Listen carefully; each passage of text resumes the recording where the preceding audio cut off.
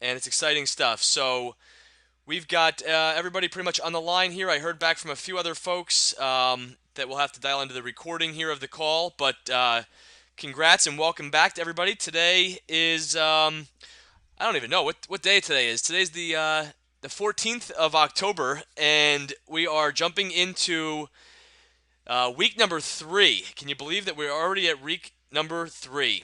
And this week is all about becoming a talent scout and really teaching people how to recruit up versus sponsoring down, and helping basically folks create the profiles of ideal associates and really learn how to attract star power on your team. And just by a show of comments real quick, how many people want to attract more talent onto their team, high performing associates onto their team? Hello? I heard absolutely, of course, silly question. Okay, good. So we're on the same page here, guys. And what we're going to go through today is really just a recap of week number 2. And Cameron, if those pop-ups keep popping up here on the recording, so if we can just keep those to a minimum, that'd be great. So thank you. So we're going to go through a recap of week number 2. We're going to go through some Q&A about week number 2 and some of the time management pieces that we went through. We're also going to go through the root camp expectations like we do every week and identify and lay out what those are. We're going to talk about really how do you determine talent when you're trying to find it. We're going to talk about unqualified spectators, players, and game changers. We're going to talk about the 7 M's. And this part, guys, is really hot off of the weekend I just had coming back from Danny Johnson in Cincinnati. And for those of you that don't know, number one, who Danny Johnson is, or number two, where I was this past weekend, Danny Johnson is a woman who's been in our industry for about 25 years. And her story is one of the most remarkable stories of overcoming obstacles in life, more so than maybe any other story I've heard before. She was raised in an abusive household, physically and verbally, and parents were drug addicts. She ended up leaving the home when she was in her late teens, and just kind of became a wreck. She ended up homeless. She ended up doing drugs herself quite a bit. She got pregnant in her late teen years, and then she ended up making $1 million in a network marketing business in her early 20s, only to lose it all and start to come down with just a horrible patterning of life, and one that was reflecting a lot of where she came from. And she just kind of kept hearing the voice of God just kind of instructing her as to where to go and what to do with her life. And she literally just picked up her mat off the beach. She was homeless, living in her car, and she just heard a voice that said, just pick up your mat and follow me and leave and go. And she did. And she's had a lot of ups and downs and bumps and bruises and so on and so forth, but she's probably been one of the most successful people in the network marketing space. And she's spent the last 25 years basically in this industry, and she has just created an empire of which she doesn't take any credit for. She's a very faith-based woman at this stage, and she has an extraordinary amount of information. I was there for this past weekend. I drove 10 and a half hours each way out to Cincinnati. And guys, when I tell you that I've been to many, many, many, many, many seminars. The Millionaire Mindset. I've been to going to Tony Robbins again. In a couple of weeks. I've been to what's called the Millionaire Mindset, the Communication Pro workshop from another company a couple of years back. I've invested into strategic coaching from Mark Cohen and from Chris Seelbach, both leadership coaches. I've gone to the Landmark Forum. I've gone to probably 50 different seminars in the past 10 years that were all personal development and growth related stuff. And I can tell you right now that Danny Johnson was probably one of the best. I've been to John Maxwell. I've been to a lot, guys. I've been to a lot of different stuff. And the information that she shared and the way that she shared it was extraordinary. And so I'm going to spend a little bit of time during this session sharing with you guys some of the stuff that I learned, while I was out in Cincinnati this past weekend. And we're going to go through the ideal associate list and some non-negotiables. And we're going to talk really about becoming a talent scout and attracting top performers in your business. And then lastly, we're going to talk about the homework assignment for this coming week. So first things first, let's just jump right into the assignment. Just some of the comments over on the side here. This might have been the first time that you guys have done something like this. Maybe it wasn't the first time that you've done something like this, but tracking your time, I want to kind of know, number one is, what were some of your thoughts and comments about tracking your time that you could put in the chat box over to the side here? So why don't you type in right now just kind of what you learned during the exercise that you went through this past week. So we'll start reading some of these comments here.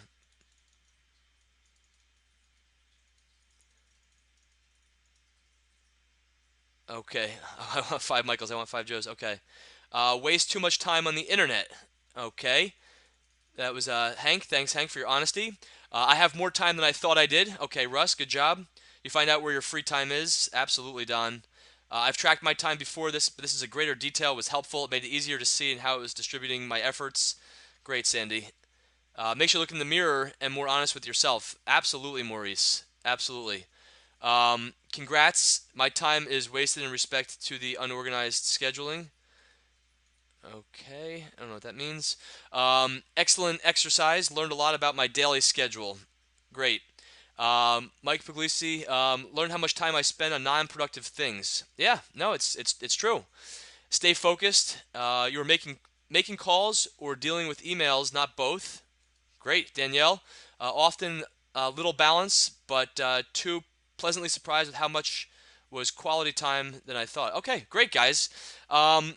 Absolutely, this is an exercise that we're not just going to have actually go for 1 week. We're going to continue this again this week, and this is basically this is a habit that somebody gets into. And I think the ultimate goal is obviously not to have to spend your time tracking your time, but what I think one of the things that happens when we do this is that we start to become very, very cognizant of what we're going to actually do because of the fact that we have to report it to ourselves and also to me.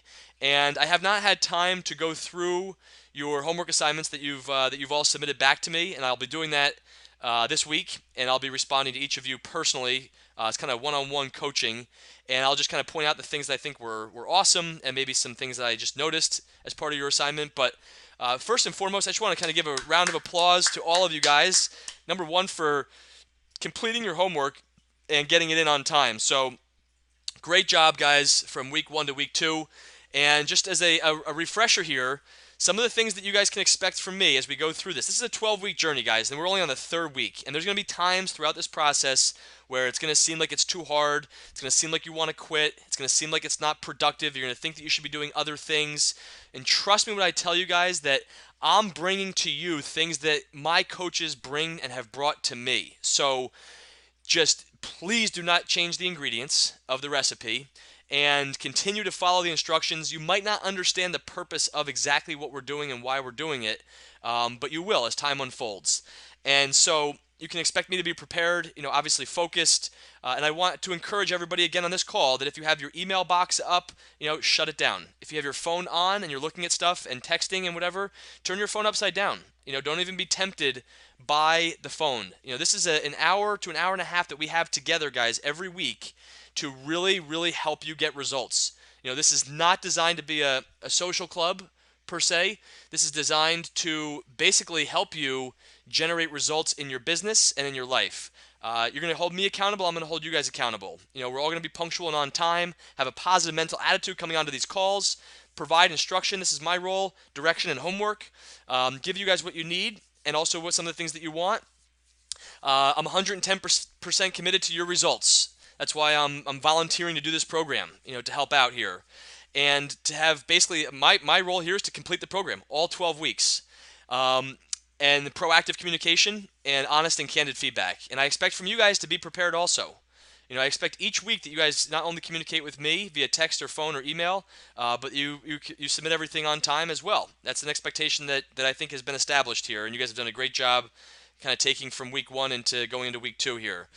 We've weeded a few people out of the root camp, people who are not ready for growing their life or their business, or this isn't the right time for them to be in this program, which is great. I'm glad that they make the decision to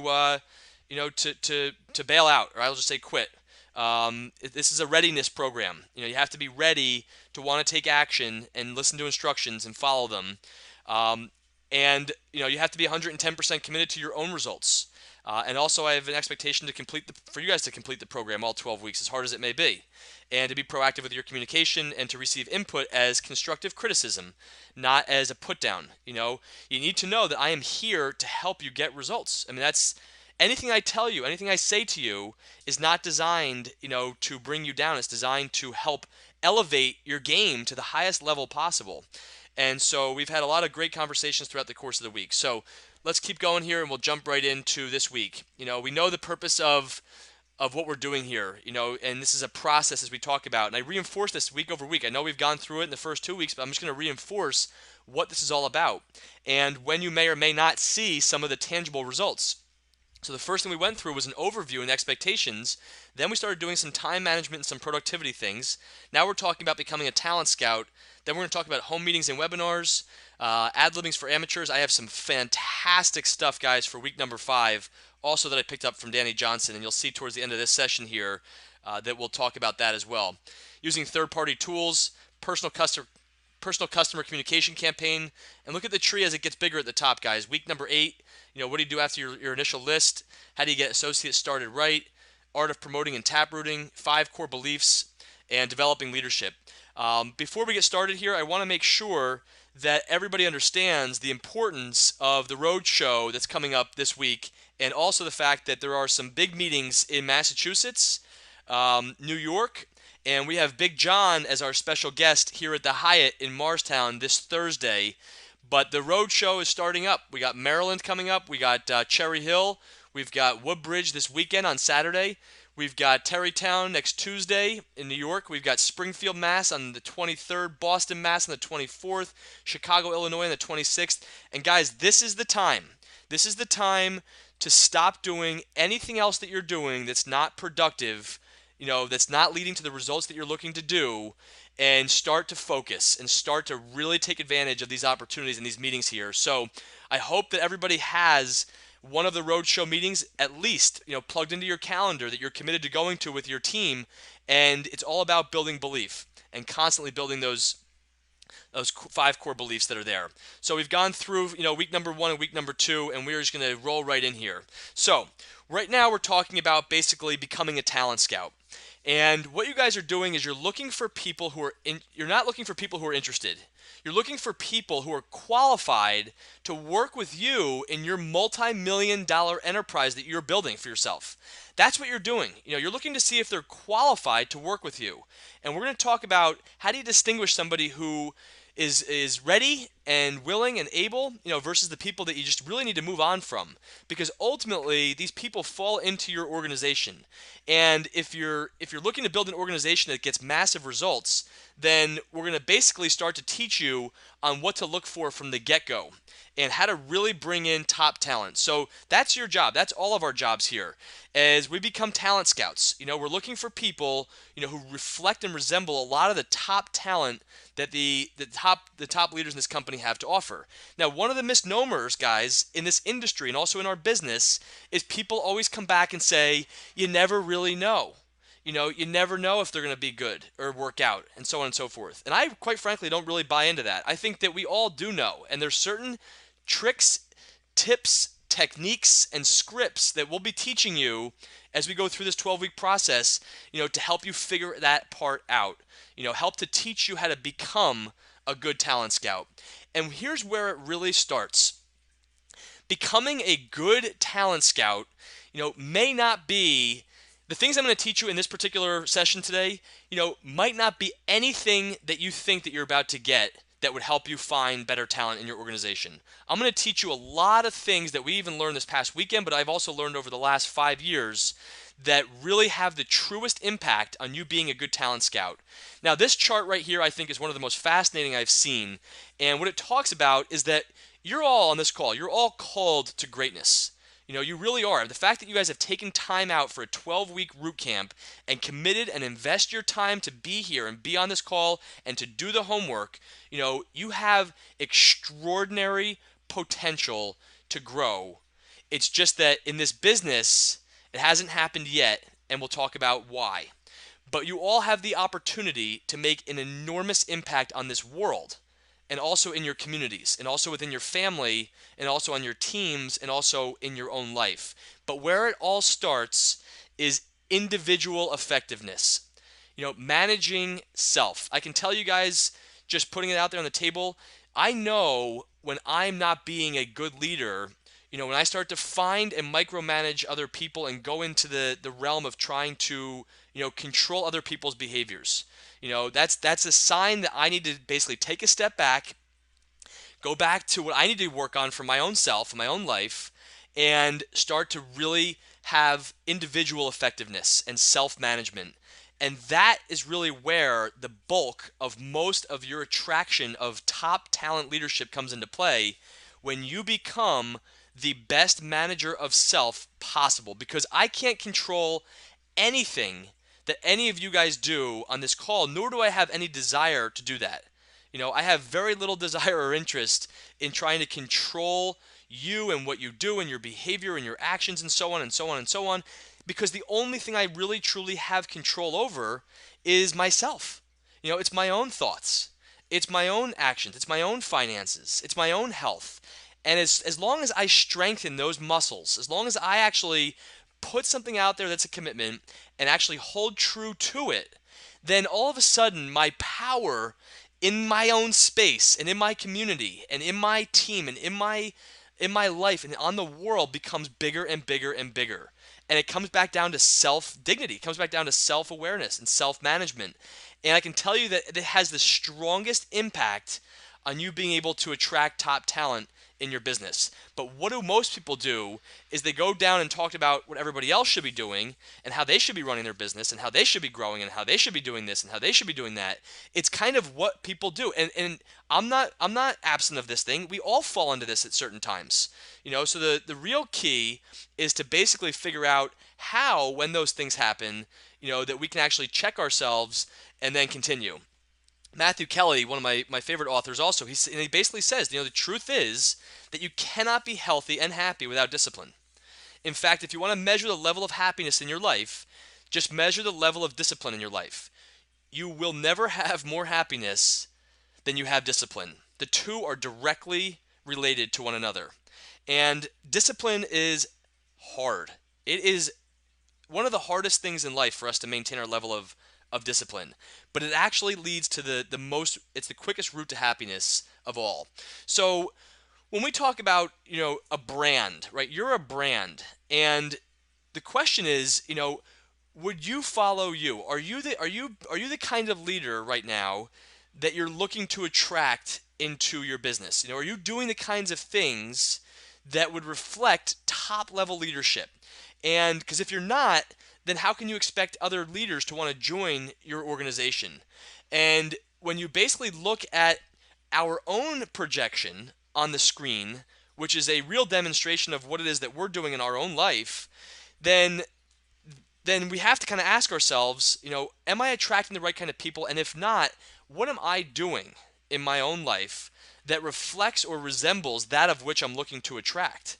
And when we look at the different types of people, that could come into your business, you're going to have people that are, I'm going to call them unqualified as a starting point. These are people who probably shouldn't have been recruited to begin with.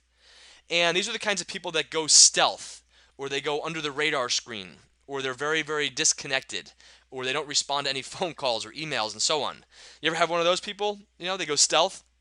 Of course you have. We've all had those. They never even probably sign up their own meters. And this group is very blame-oriented and full of excuses. Then you have the spectator group. Now, this group's a little bit tricky because they're actually on the calls. They are plugging in. They do show up at events every now and then. They have very little results, and they suck up a lot of time if they're even in contact. but they also end up coming up with lots of excuses, reasons as to why things aren't going to happen or why things aren't happening the way that they should be and so on. Then you have some players, all right? Now, players are people who are plugged in. They are building a team. Are building a team. They do demonstrate leadership potential, and they have potential to succeed. And they often kind of go back and forth. They usually have a coachability to a certain degree. But then you have game changers, guys. And game changers, they build fast, they learn quick, they take action, they're well connected. There is They're ready, they generate massive results, and they don't have any excuses. They just live in a non-excuse environment. And so we have to ask ourselves, how often are we willing to come up with excuses, versus taking action on what we need to take action on. Now, if you were looking to go on a journey yourself, okay, and your journey, let's just say, was from California over to New York. And let's just say that this is you already journeying in your Viridian business. Now, let's just say that you were to replace yourself with the person in the helicopter, and you were to take the position in the helicopter, and you were able to look down on your life. And I want you guys to get real for a second. And I want you to really ask yourselves, this question. Are you basically doing the types of things that you would want other people on your team to be doing in key areas of your life? So, for example, what would happen if you became a serious watchman over your mind, right? Over your finances, over your relationships, over your health, over your business? What would happen if you really became a significant watchman over your business? Think about how your life would be different, possibly, if you became a watchman in those key areas of your life. Now, we've all heard that the 2%, 98%, 2% do this and 98% do that. Well, just think for a second, and you'll have a chance to fill this workbook out on your own as part of a sheet that I'll put up on the website. But think of where you want your Viridian business to be in the next 3, 4, 5 years. What kind of OCC do you want? What kind of lifestyle do you want to be living? What kind of leadership do you want to have on your team? What kind of people do you want to be associated with? When they say, Danielle, this is what your team is, and they give you a big award at Power Up, or Maurice, or Neva, or Cam, Don, Hank, when they basically say, like, this is your team, what is it that you want that team to look like? What kind of caliber of person do you want in your organization? Now, I'm going to go through here, guys. I want you to get a pen and pad out. I'm sure you already have one out, but these are the 7 M's that we went through this past weekend. And I'm not going to go through them anywhere near as long as we went through this past weekend, but I'm going to give you kind of a high-level overview of what we went through. And I can tell you that, let me just give you a quick little story here. I remember being at the event, and one of the things that struck me was there was about 1,100 people that were there. And of the 1,100 people that were there, they were all there on their own will. They all came to this event because they wanted to. And I sat down in my row, and a girl sat down next to me, and we started talking a little bit, and she was from Switzerland. And a friend told her about Danny Johnson. And this girl from Switzerland has a regular job at home, but she is really thinking about starting a home-based business. And she wants to really learn the skills to do that. And her friend said, well, you need to go to Danny Johnson's First Step to Success seminar. And so she basically went. She didn't have any money. She didn't have the money. And so what did she do?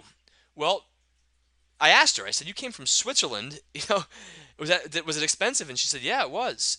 And I said, wow. And she said, well, I didn't even have the money. I said, well, how'd you do that? And she said, well, I have a beautician background. That's not my job, but I've done some stuff like that before. And I promised about 15 people that if they helped me get to this event in Cincinnati, Ohio, from Switzerland, that when I came back, I would give them a free 1-hour facial. Complimentary, or not complimentary, but in return for what they helped her with, to help her financially get to where she wanted to go. So she figured out a way to get there, and she was there all weekend taking pages and pages and pages upon pages of notes and just soaking it all in, and just her mind was blown. But she was so vested. She had so much of a vested interest in being there because she made the commitment to herself.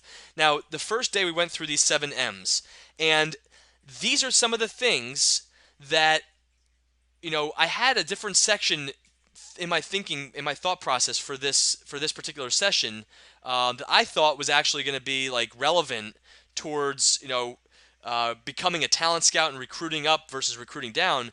And then after I basically learned some of what Danny Johnson basically taught to us, I just had to sit back and say to myself, Michael, you know what? Um, this woman has built a multi-million dollar enterprise, and some of the things that she taught us are so much more applicable to this topic than what I was going to teach you. So I am blessed that I was there this past weekend on many different levels and for many different reasons. But what I'm about to share with you guys really had a transformational impact on me and on my business, and I'm going to share these with you guys.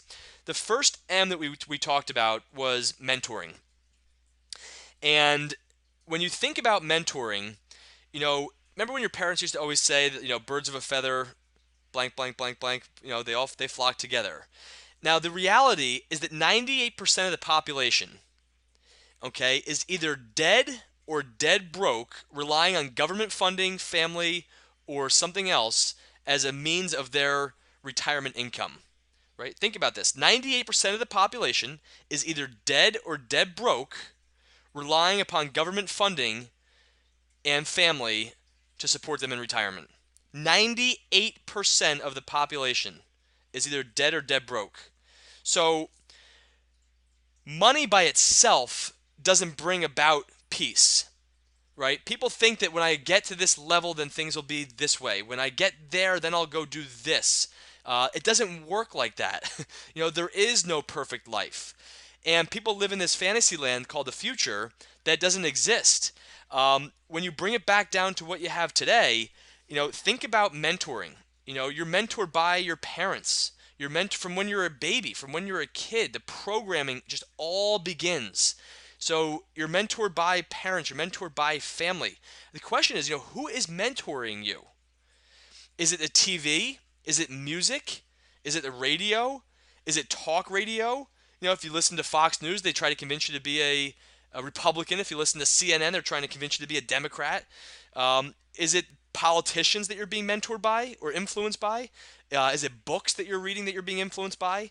You will be who you hang out with, and the question is, do they have what you want? Because you're a product of your environment. So my suggestion that came from Danny to you is to turn your ears off to people who don't have what you want. And as a result, she had to change a lot of who she was hanging out with. And when she finally met her first mentor, she was $35,000 in debt. She was living in a car, didn't have anywhere to live. She was homeless. And all of a sudden, she figured out a way, to make it happen. Because mentoring is significant, okay, in your life. And the question really becomes is who is mentoring you? That's a really, really important question, because mentoring means plugging in to places and to people that have been or have achieved what it is that you're looking to achieve and have. And if the people that you're talking to are going to, even me, guys, I am not necessarily the greatest mentor, for you. I am in this journey along with you guys. So if ever you think that I'm above you guys, and and that you're part of my downline, we're all here together. I just happen to be, part of my skill set is going out there as a pioneer and researching stuff and investigating and learning and growing and taking this information back and packaging it up and sharing it with people. That's something I love to do, but Danny Johnson has had much better results than I've ever had in this industry. Bob Quintana has had much better results than I've ever had so far in this industry. So he has a great call on Monday mornings. The question is, are we plugging into those kinds of people? Are we plugging into Eric Worre and Randy Gage and Danny Johnson and Tim Sales and other people, that are growing big businesses. So the first M was mentoring. Now the second M is basically the law of the mind. Now this one was really, really important because there's a great quote right here. You can see it. Whatever the mind can conceive and believe, it can achieve. Now, if you think about like an old movie camera back in the day, okay, that was just sitting there, you can probably get the visual, and all of a sudden it projects an image up onto the screen, right? Now think about the screen as your life. And the screen doesn't lie. Whatever goes right into that video camera shows right back up on the screen. So if we don't like what shows up on the screen, then it probably has a lot to do with what we don't like about what we're doing and what's going on. So in order to change the output on the screen, we have to change the input. So what's going into your eyes? What's going into your ears? And people really don't place a high value on this type of stuff. Personal development, professional development, listening to audio, reading books. Sometimes they think that they should be doing other types of busy work or even making phone calls sometimes, in lieu of really, watering the crop of your garden, which is the movie camera. Making sure that the right things are going into that so that it can produce what it is that you're looking for. So a lot of times you want to spend the time with the people that are getting the results you want. You want to read the books that people are encouraging you to read. Listen to the audios that people are encouraging you to listen to. It's tough, guys, because we become so ingrained into our own patterns and into our own belief system. And yet most of us don't have the results that we're looking for in life. But we've become so conditioned for mediocrity and so conditioned to not succeed by so many different sources that it's very, very, very challenging for us to break some of these habits. And changing the way that we think and the way that we think about things is a lifelong process. But, where there is no vision, the people perish. So my questions to you to think about, you don't have to answer these out loud, obviously, but for you guys to think about is, what do you believe about yourself?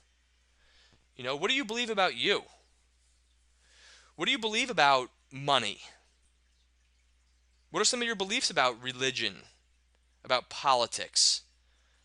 Things of that nature. What kind of beliefs do you presently hold? And could some of those beliefs be potentially hindering you from reaching the levels of success that you want in life? So the law of the mind goes back down to the concept of the movie camera. And you have to change what goes into that, because what comes out of the lens of that is your mouth, right? So the camera itself is your mind. What comes out is your mouth. And ultimately, that leads right into number 3, which are methods. Now, you might be asking yourself, what the heck does this have to do with becoming a talent scout and recruiting up versus sponsoring down? Well, it has everything to do with it, right? Because who we are and who we become and what we think and all those types of things ultimately play into the results that we end up getting. So number 3 is methods. Now, I want you to write this one down because this is a very important piece that we talked about a lot over the weekend. And underneath this is A, under methods, is basically having no excuses. 0 excuses. There's thousands of reasons as to why things are and why they aren't and why they could be and why they should be and why they shouldn't be and how it happened and where it was and the person that was behind you in the car and everything else. But if we allow ourselves to go there, then we don't really develop strong muscles, or we don't develop the strength of our brain. And the definition of an excuse is a well-planned lie. There are so many different things that we could all say as to why certain things happen or didn't happen or didn't get done and so on. But the definition of an excuse is a well-planned lie. The 98% of the group, has excuses. The 2% of people have results. And we talked a lot about the fact of, where does money come from? So I want you guys to answer that question real quick in the chat box. Where do you think money comes from? Because they say money doesn't come from trees, right? So where does money come from? I have an echo.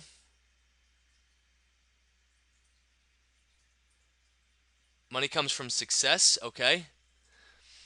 Where else does money come from? From effort? From an attitude of belief in abundance, okay. No.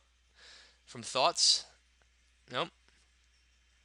A well-planned collection of money comes from taking in more than you expend no matter what. Nope. Strong business. Do I have an echo, guys, on my phone? Or is it okay? No, okay. Good, good. So, guys, money, all those are good answers, but they're not the answer. Money comes from people. Money comes from people. That's where money comes from. Money comes from people, and opportunity comes from people. So, if you're not great with people, then your income will reflect it. So take an honest assessment right now and ask yourself the question, how great are your people skills right now? It's a rhetorical question, but if money comes from people and if you're not great with people, then your income will reflect it, then maybe that's an area that we need to work on, is being better at getting good with people. Because the marketplace pays for value. You don't get paid for excuses. Nobody pays anybody for excuses. They pay for value, right? And opportunity comes also from people. So money and opportunity come from the same source. These are the very people that you need on your team to build the dynasty that you're looking to build. So maybe one of your new goals could be, to bring results to the marketplace, to bring value to the marketplace. Tangible results. When I tell you the results that this group this weekend demonstrated, there was one session where they had 81 people that were there that all joined this program called the War on Debt. And it's a self-study program I'm going to be hosting in my apartment for a group of people locally, and it's a war on debt. And it's basically for people who have debt that want to get rid of it, because debt is a shackle on your ankles. It's like wearing a straitcoat, and it doesn't allow us to be who we are. It doesn't allow us to be free and to do what we need to do. So, she has this whole program called the War on Debt. And of these 81 people that finished this program, the collective amount of money that they paid off in debt was about $4.8 million. The average amount of time it took to pay off all their debt was 21 months. The collective amount of investments and investable assets that they had amongst them was $9.6 million. They had improved relationships with their spouse. They had improved self-image. They had improved relationships with their children. And all of this was a tangible result that the marketplace pays for. So, under methods is no excuses, that the marketplace deals with results, and our income reflects how well we're doing with people. So the question we had to ask ourselves this weekend was, what am I doing that's messing things up? Because we all have the same number of hours in the day. We all have the same this and that. We all have the same whatever. The only variable ever in the equation is ourselves. So if you've ever had issues with somebody at your company, if you've ever had issues with, your neighbor, if you've ever had issues with somebody at work, if you ever had issues with a friend, if you ever had, issues with somebody at the checkout line or whatever it is, think about the common denominator that we all have in that example, and it's us. We're the common denominator in all those examples there. Places that we get into arguments or fights or whatever it is, we're the common denominator. So it's important for all of us to just take ownership on that as well. Now, then we talked a little bit about the basics of what we do as the B part underneath methods. Now, part of these are people skills, and people skills really develop around leadership. It's not forcing people to follow you or trying to control people or manipulate them or anything like that. People skills is really genuinely getting interested in people and seeing if they're qualified, to be part of your team there. So what's important about the basics of what we do, a lot of times it comes back to what we say. And if somebody says, I hate my job, or I'm afraid, or I'm broke, or I'm this, you know, write this one down too. What you speak, you will eat. What you speak, you will eat. So whatever it is that comes out of our lips, whatever it is that we're talking about, that's what we're chewing on. So think about the things that we actually talk about, and we might want to start thinking about, changing the levels of our conversations. The interesting part is the higher I go in terms of conversations with people, successful people, they won't even, I couldn't even go into certain conversations I want to go to because they don't allow it. It's just not part of the conversation flow. They don't talk about the same things I would talk about sometimes. So it forces me to be very, very aware of, number one, the conversations, number two, the thoughts and all those different types of things. Three, and this is underneath bullet point number 2 under B, personal development and growth. Now, if you want to measure, somebody's success in life, you can basically look a lot into their personal development and their growth and how much money they've invested. Sorry, there's a little ambulance here going by. How much money they've invested into their own education, how much money they've invested into their own personal development and growth. And one of the things she was talking about different nationalities and whatnot, and I actually read off to Neva one time. There was an email that went around about all the accomplishments of a lot of very, very strong, Jewish folks in history that have invented more things probably on this planet than any other group of people, and Jonas Salk and penicillin and all. There was a whole list. I'll send it to you guys via email if you want, of all the Nobel Peace Prize winners, of all the different awards and accolades and things that they've invented, as a people. And the reason for it is because they never stop learning. They never stop studying. They never stop growing. And that yearning, that desire, that commitment to personal development and growth is why they as a group of people have done more for mankind than any other group on the planet. And it was a fascinating thing that we talked about over the weekend as well, but you've got to be committed to your own personal development and growth. And then the third bullet there under B is opinions. Now, insecure people are the ones that have lots of opinions, and they also never fess up when they do something wrong. So all experts have experts. All Olympic trainers have their own coaches. All the greats have their own coaches and their own experts. And she basically, one of Danny Johnson's mentors told her that if you give me one opinion, that I will not work with you. And these were people who had massive results that she wanted bad, right? So when she came in there as a student, he told her point blank that if you give me one opinion, that I will not work with you. Now, is he trying to be a jerk to her? No. He's trying to be a mentor to her and a coach to her. And she wanted to be coached by somebody who had what she wanted. And so she was willing to go in there, as a humble student and ask questions and learn and grow. So that's an important piece too. Now, the third thing is following instructions.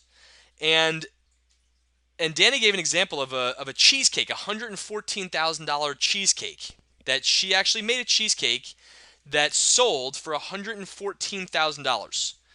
Wouldn't you want to know the recipe to that cheesecake that sold for $114,000? I think it was like $3,000 a bite, or like $26,000 or like $13,000 a slice.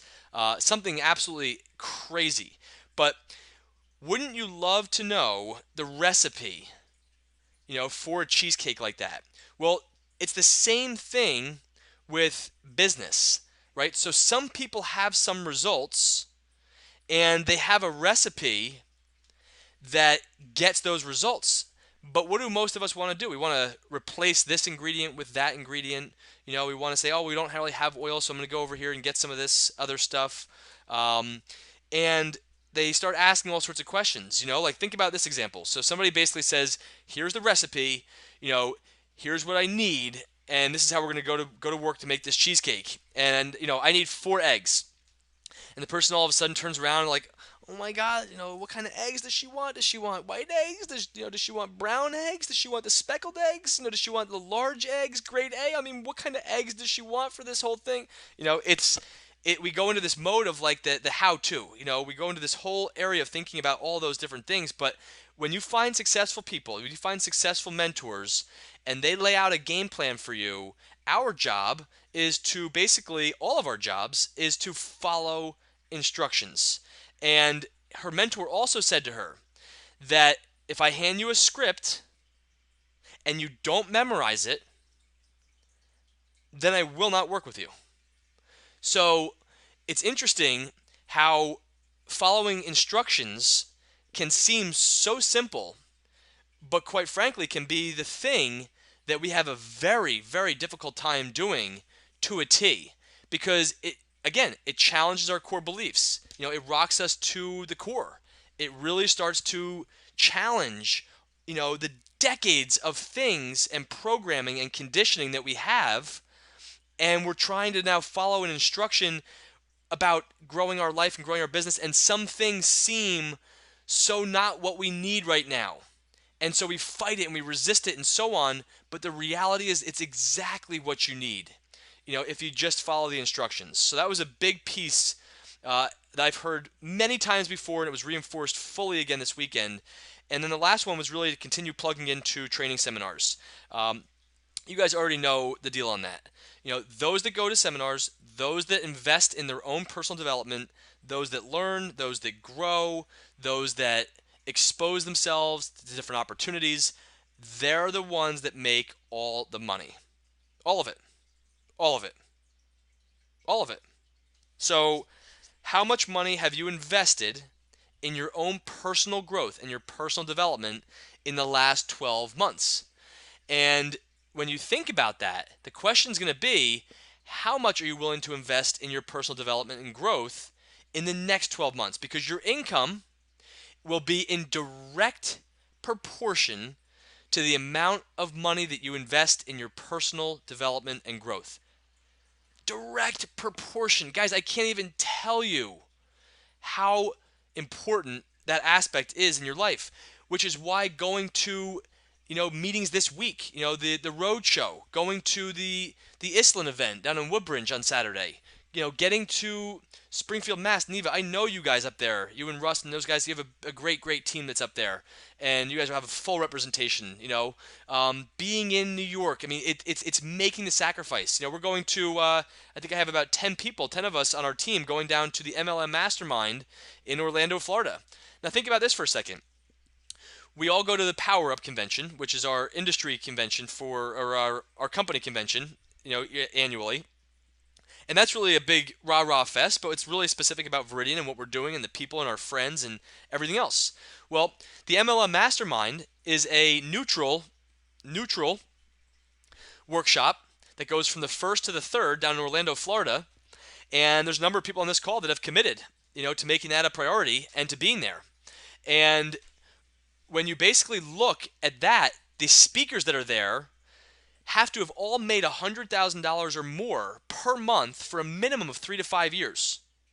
So do you think that you might be learning some things and some strategies from people that are getting the kinds of results that you want that might be better than doing something else that weekend? Right? And that kind of stuff, I can tell you, has the most direct impact on your life and on your business and on your bank account than anything else. So the question I'm going to ask you is this. If you're going to weigh two different things, you're going to weigh your ego and you're going to weigh the results you've been getting in your bank account, we always have to ask ourselves which one we're actually putting more value into. Is it our ego or is it the results in our bank account? So if our bank account and our results are less than our ego, then we got a problem. But if our ego is lower than our bank account and our results, then you're in business. right? So that's an important piece to the whole equation. Now, number 4, we talked a lot about matters that you cannot change. And some of those, which are really important, are universal laws in life. Now, we know different laws, like gravity, right? If you were to pick a pen up right now and you were to drop it to the floor, what would happen to it? Of course, the pen would fall to the floor because we all know how gravity works. Now, what if somebody wasn't familiar with the laws of gravity and they went upstairs to a 40-story building and they thought that they could fly? And they jumped and put their wings out, their arms out, and what would happen? Well, we all know what would happen. They would die. They would fall to the bottom and they would die, on the sidewalk because they never understood a matter that they can't change, which is gravity. It's a universal law. We understand the law of correction. And one of the things that was extremely important was talking about that certain laws will, if we break the law of correction will break us. And it's just how it goes. The law of reaping and sowing. And, if you plant complaining into the ground, or if you plant excuses into the soil, then nothing's going to grow.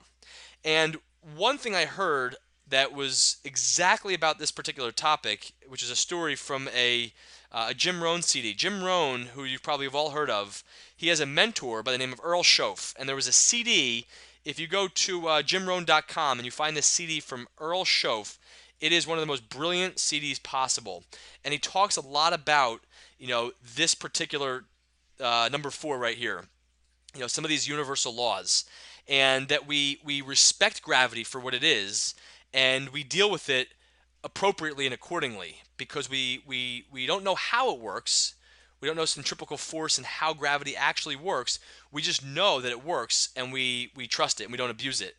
Well, the same is with electricity. You could be a 3-year-old and light up a house by flipping a switch, but you can also put a fork in a socket and get electrocuted. Well, you could be a PhD and put a fork in a socket and get electrocuted. So it doesn't matter if you're a 3-year-old or a PhD. If you use electricity properly, then you reap the rewards and the benefits of electricity. But if you use it inappropriately, then you get hurt. Well, the same thing goes to the law of correction, right? Goes to the law of reaping and sowing. And whatever it is that you reap, you sow. Whatever it is that you sow, I should say, you reap. Whatever it is that you're doing is what you're going to be getting. So the giver is the one who's always in control. And so whatever you want more of in life, you have to give it. If you want more respect, then give more respect. If you want more trust, then you have to give more trust. If you want more money, you have to give more money. If you want more anything, love, you have to give more love. It's all directly related. And if you break the law of correction universally, it's a universal law, then the law of correction will break you. And it always, always, always comes back to roost. Number 5 was must-haves. This goes back to your why. And you guys all have a desire, to be bigger and to be greater and to be bigger than the naysayers and to be part of the 2%. And everything in creation has a desire, that's fulfilled in living its purpose out. Like, you have a desire to succeed. A hound dog has a specific desire, and when it's functioning in its purpose and in its desire, then it is doing what it was meant to do. So, for example, an eagle has a desire to do what? What does an eagle want to do? An eagle wants to soar. So, eagles soar. Tigers hunt.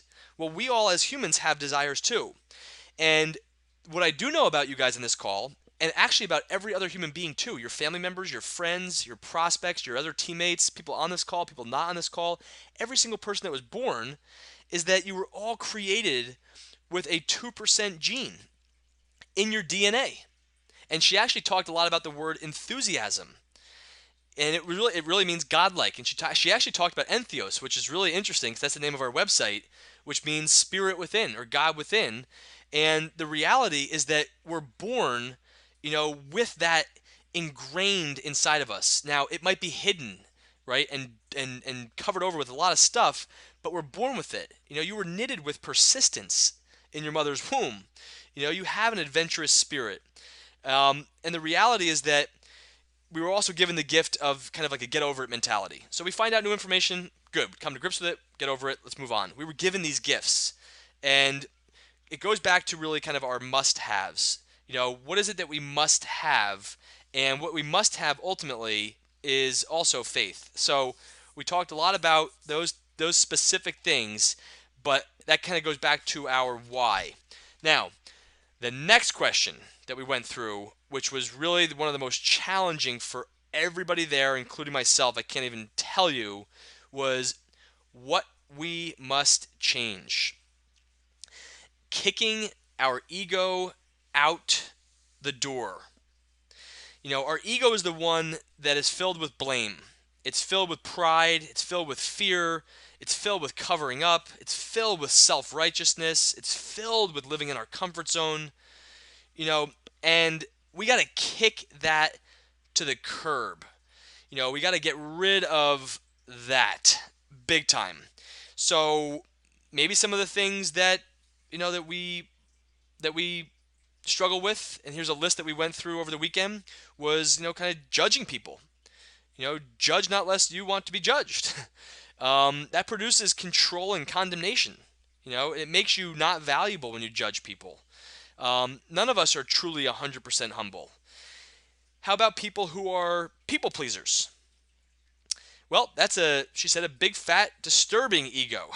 They're trying to keep the peace and keep harmony and so on and so forth. That's ego. They're not willing to go to a level of conversation that's necessary. But people who live a lie sometimes and fake it. A lot of us at times, we go into this, we live this lie sometimes, and we're not willing to kind of be open and be transparent and be real. And the more that we're trying to hide, and the more that we're trying to project as an image, the worse that we are, and the more real that we are, and the more we kick our ego out the door, the better we are. How about the people who are justifiers? People who can justify everything under the sun as to why it is, or why it's not, or why this, or why that, or why. And they're brilliant justifiers. How about defensive egos? People who get defensive when you quote unquote challenge them, or even just try to have a conversation. Maybe jealousy. Maybe that's something you need to change. Maybe being fake. Maybe not being real. Or maybe not being vulnerable. Maybe being quiet or shy. Like, oh, I'm always just so quiet. Or I'm always so shy. Like, that's really my nature. So, maybe that's part of our ego. Maybe that's got to change. How about the overreactor? You guys know any overreact? Do you guys know anybody so far that I've talked to, or that I've mentioned so far of these traits? Do you guys know any of these people yet? Just say yes or no in the chat box. Any of these things I've talked about so far? Do you guys know any of these people? Yep. Okay. I won't ask you if it's you, just like when she asked us if it was us. But it's the reality. Yep. It's all of us at certain times. So the fact of the matter is, a lot of people live this fake life that they're trying to put out this image for everybody else to think that they're successful, and it's just not even a reality. It's their ego, going absolutely crazy. How about caring about what other people think too much, or the opinions of others?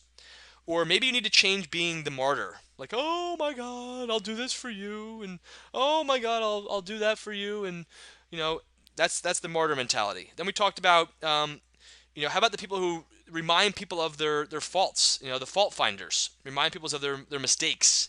How about people who, the condemnation of yourself? You can't really get over being a harsh critic on yourself. How about the lazy procrastinator? How about being sarcastic? Not a lot of trust is developed when you're super sarcastic. How about the person who's rebellious and insubordinate?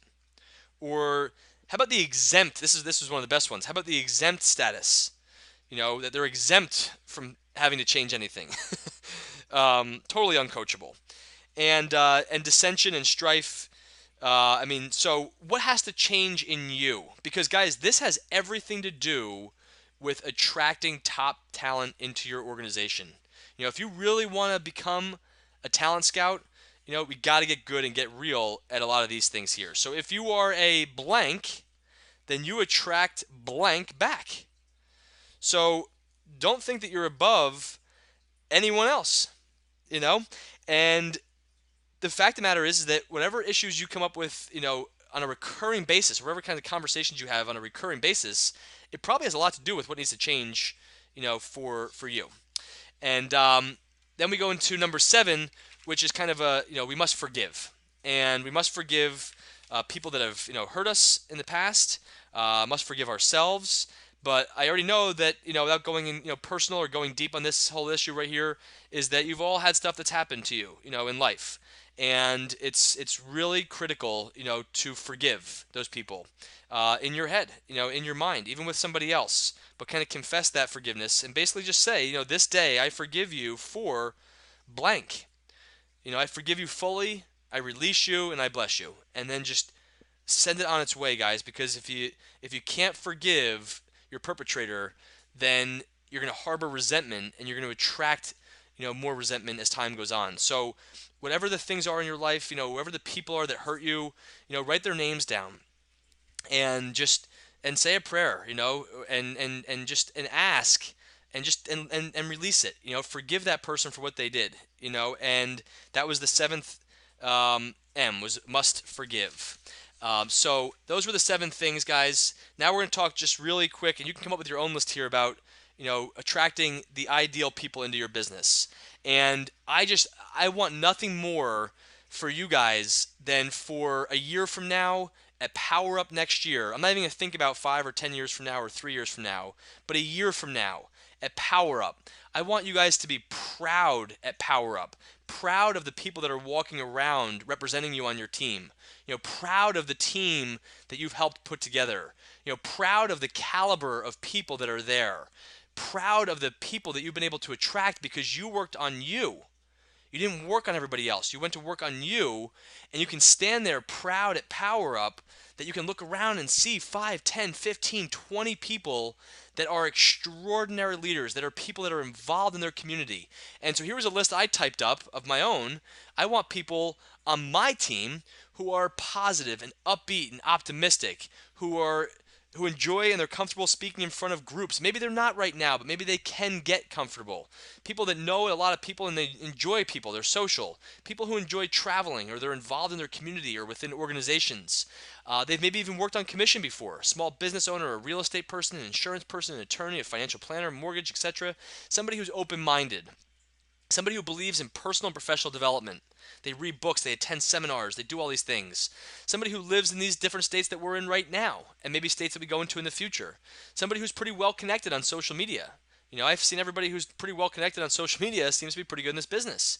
People who are involved with organizations and board of directors and other stuff. People who understand the power of technology. People who believe in sustainability, green living, renewable energy. These are not, by the way, guys, the person who I talk to doesn't have to hit every single one of these criteria. I just wanted to type out what some of the key characteristics were that were important to me. Somebody who has a strong desire to succeed. Somebody who demonstrates being coachable. They ask a lot of questions versus giving answers. They want a better life for themselves and their family. They have strong financial motivation. They maintain a healthy lifestyle.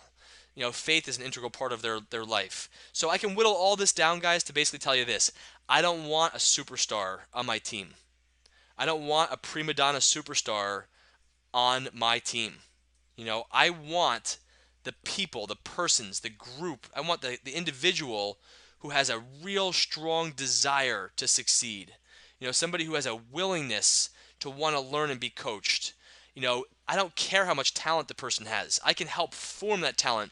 You guys, by helping your people plug into our systems here in our trainings, we can help develop the talent for people. But get us the raw goods.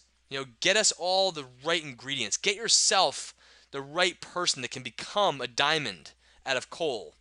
But you want to talk about the person who's got a high ego, who's uncoachable, who doesn't show up to events that you're constantly chasing around and trying to drag in. They don't even know when the calls are. They have no idea where the phone numbers are to plug in. They don't get on the calls. They're too cool for all that. They've been to all those things before. They've been there. They've done that.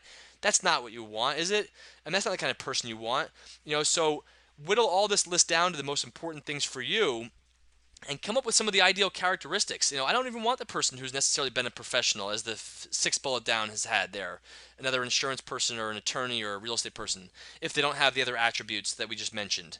So think about that. Now, the question I want to ask you guys is, when you're out there talking to people, what do you sell? What is it that you sell to people, that you're trying to meet with?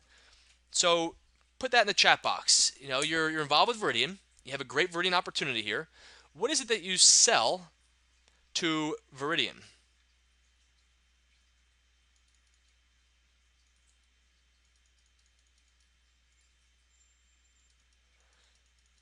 You sell yourself, you sell education, enthusiasm, and belief.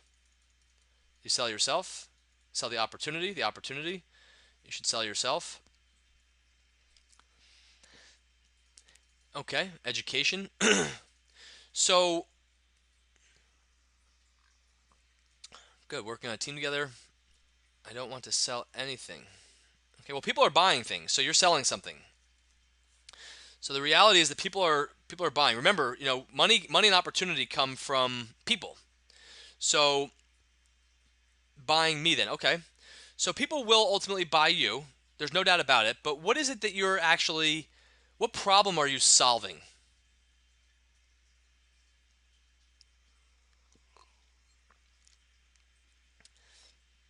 Affordable green energy,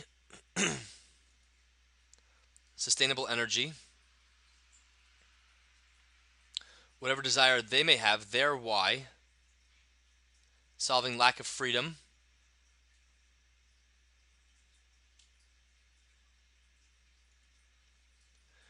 doing something for the planet while saving money and making money,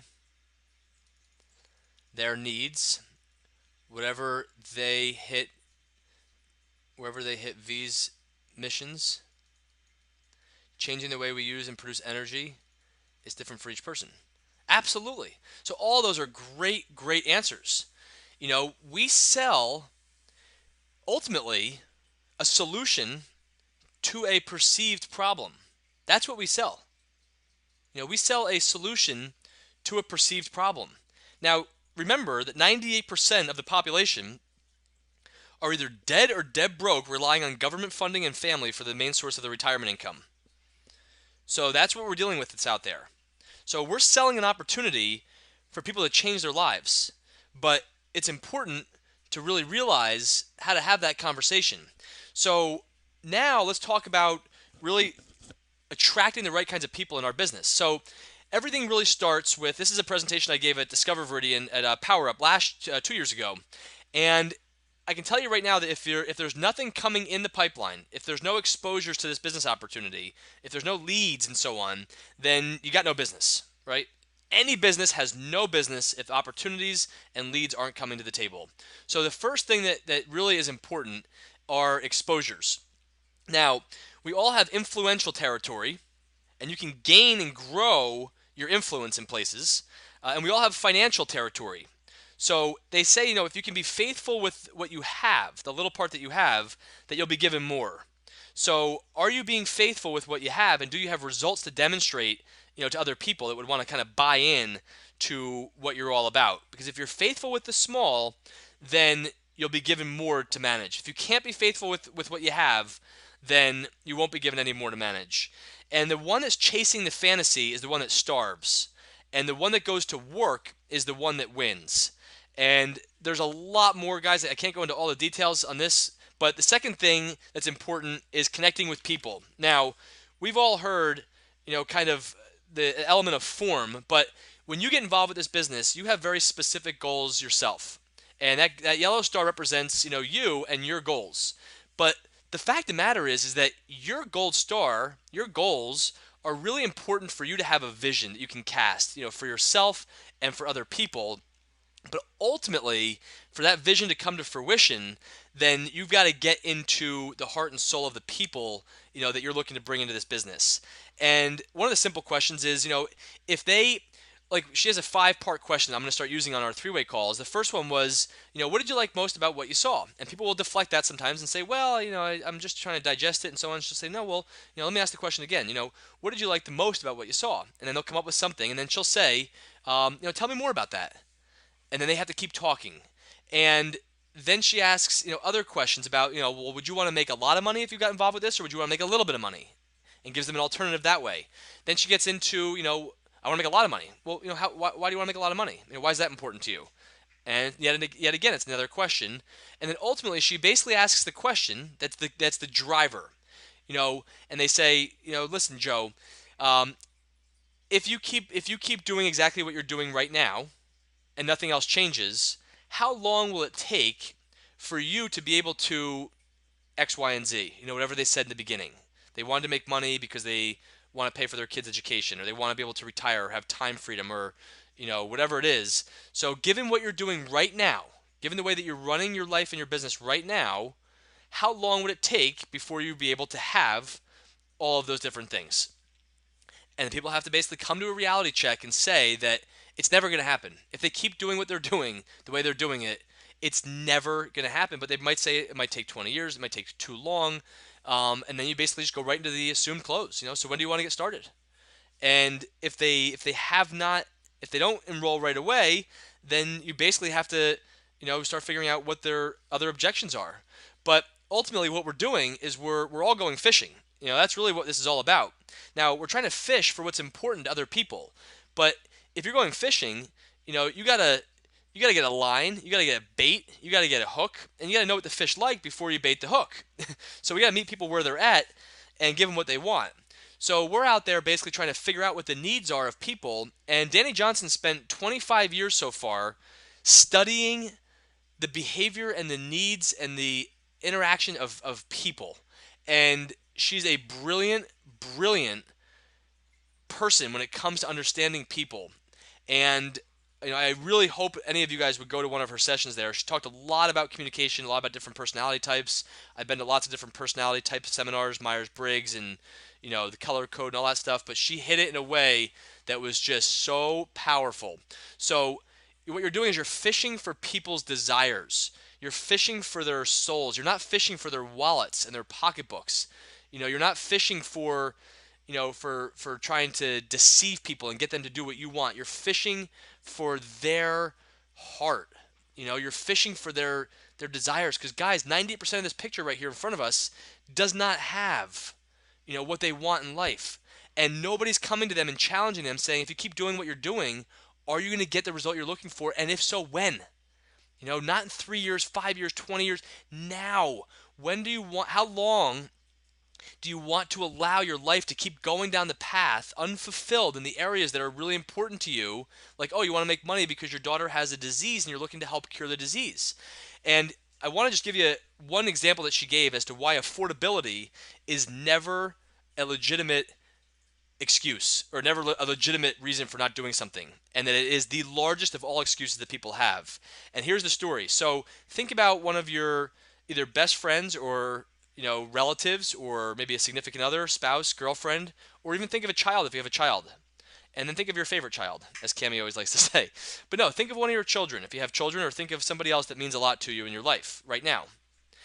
Now, if they were to tell you that your child, you noticed the rash and there were some breathing issues, so you brought them down to the emergency room, and they did a diagnostics, and they did a scan, and they did all sorts of body checks, and they realized that your child had a condition. And they came back to you and they said, so and so and so and so, I have bad news and I have good news. And I'm gonna start with the bad news. The bad news is that your son or your daughter or your loved one has a condition that will kill them. They will die in the next 7 days. And that's the fact. And we apologize for having to tell you that. I know it must be hard. And the disease that your child has means that they will die in 6 days. Now, there's good news and bad news on the other side as well. And the good news is that there is a cure for this. But the bad news is that it costs $4,000. And you have to get it and go get it in the next 24 hours, or your son or daughter or your spouse or your significant other will die if you don't. How many of you on this call wouldn't somehow figure out how to find that freaking $4,000? How many of you, for the person that you love, wouldn't figure out how to get $4,000. But how many of us, when it comes to saving our own lives, are unwilling to find a way to make it happen, to make it to an event, to make it to something, to find the money, right? And that's basically the same exact scenario, except in this case, it's not saving somebody else's life, it's saving our own life. And we can't be to others unless we are there and hold to ourselves first. So we're not searching for people's wallets. We're searching for an opportunity, to help them get what they want. And that's the whole purpose of, whoa, I didn't want that. That's the whole purpose of this. Now, we've all heard about form, right? Family, occupation, recreation, and message. I'm not going to go into that in great depth right now, but she did that in a brilliant, brilliant way. But she basically came back and said that the purpose of form is to always find the acronym SIGN. It's to find what their strengths are.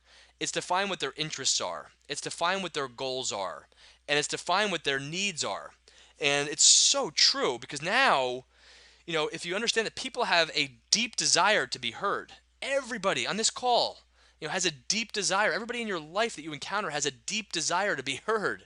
And if we can just talk to them about their family and talk to them about their occupation and recreation and all that stuff, and then come back and figure out where we see their strengths and their interests and their goals.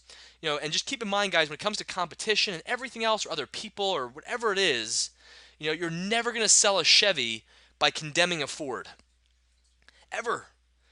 So figure out who you can help succeed and kind of go to work. The last one is to, you have to present your idea or your concept with people you connect with. So the first thing is, finding people to talk to. The next one's connecting with people at their central core. Then you have to basically, the N stands for needs.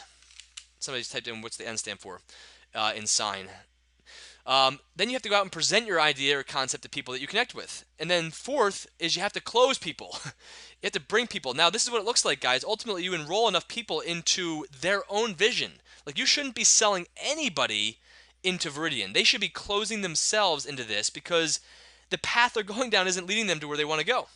So just bring them in and let them start going to work and start plugging into our 15 steps to success. By the way, guys, it's not called 11 steps to success. It's not called 14 steps to success. So I always find it kind of funny that when people actually say, well, I did all the things but this one.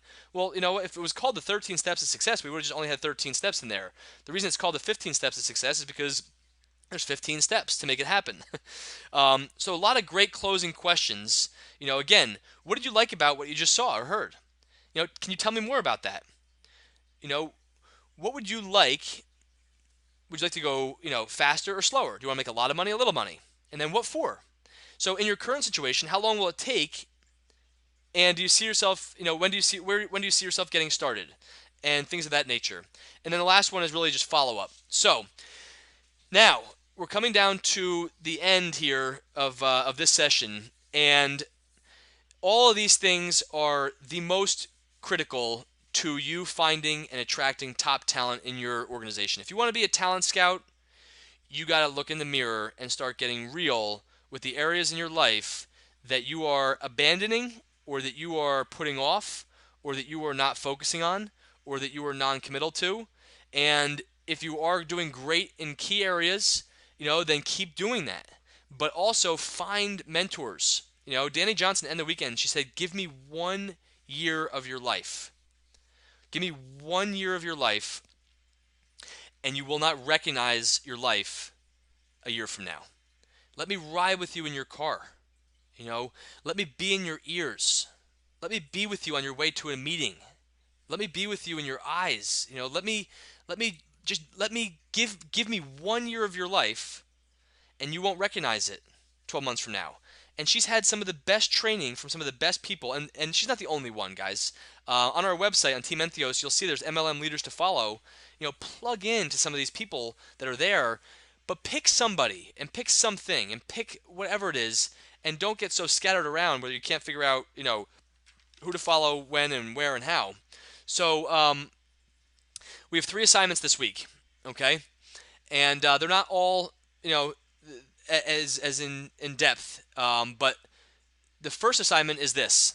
And again, this is not about asking questions. This is not about doing it in your way. This spreadsheet will be in your back office, or be in our back office under the archived webinar. And you need to put together your list of 100 people between now and next week. And I'm talking about names. I'm talking about the company name if you have one, email, phone number, address, every piece of contact information that you have on who your current list of 100 people that you're going to basically target as we go forward into our next step. And you got to have this sheet filled out in great depth, not just first name, last name. I'm not looking for that. So if you have to do a little reconnaissance work, and you might not be able to find all the information, but you have to exhaust all other options as if you tried everything possible, a Facebook message, a text message, a this, a that, and you got to go out there. And guys, this is going to take some time. This is not going to be the easiest part of the exercise, but I can tell you it's going to be one of the most important that you're going to do in the 12-week program. So one of the homework assignments is to create this list, and I'm going to guess this should take you between 2 and 4 hours to finish this. That's what it should take. And you got to get as much contact information as you possibly can, for each contact. And there's going to be method behind the madness, so don't question the reason that you're doing it. Just follow the process there. One of the reasons that we're going to do it is to have these names into a sheet here. And even if you already have sheets, even if you already have this, that, whatever, that's fine. We got to do the spreadsheet right now just like this, okay? And we all know what this pipeline looks like, because ultimately, if somebody's mentoring somebody, if you're mentoring one of your people and you have no idea how many people they haven't contacted yet, or you have no idea how many people they actually have that they're calling to follow back up with, or that they're not interested anymore, or that they have a third-party provider, or that they booked appointments with, it's really hard to mentor somebody when we really just don't know, these different things about them, or where they are in the pipeline. And then you need to continue to track this. You don't have to submit it to me, but I want you guys to continue tracking your time use matrix, because it's going to force you to really start to focus on not wasting time and revenue generating things. I did this, by the way, guys. This chart you're looking at here, I did this for 3 years.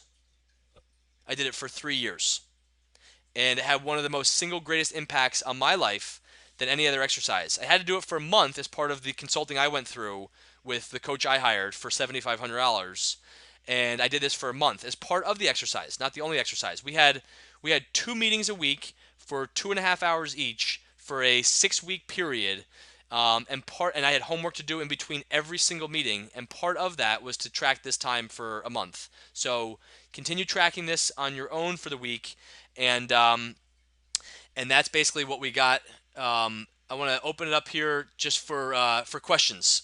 Any questions? Any final questions that people have? Any comments or questions about what needs to be done? And everybody understands that the homework is due by 3 o'clock on Sunday. Okay. Second homework assignment. Was there a second one? Oh no, I'm sorry. That was the second one. That's there. The third one is I'm going to send you a link to a list. Yeah, number 1 is the list. Number 2 is a time tracking sheet to continue that. Number 3 is I'm going to send you a link to buy this book. It's $39, and I'm telling you have to get this, and you'll understand why as we go into one of the programs coming up. It's going to be an imperative part of the 12-week program here, and this is one of the most fascinating 2 CD scripts that you're ever gonna hear, and it is powerful stuff. That has the first CD is much more just it's very very high level training on mindset and so on and so forth, but they also have every possible scenario for every piece of your business. So whatever it is that you encounter as somebody's objection, I don't have time, I don't have money, I don't have this, I don't have that, I'm not this, I'm not that, I'm every possible thing. I have to talk to my spouse. We need to think it over. This basically is it's going to have one of the greatest impacts on your business. So I'm going to tell you, you're going to need this. You're going to need this this script book for a couple of the sessions that we go through. And yes, Neva, the assignments will be listed on the website. Absolutely. And does anybody have any objection to making sure that they get this ordered this week?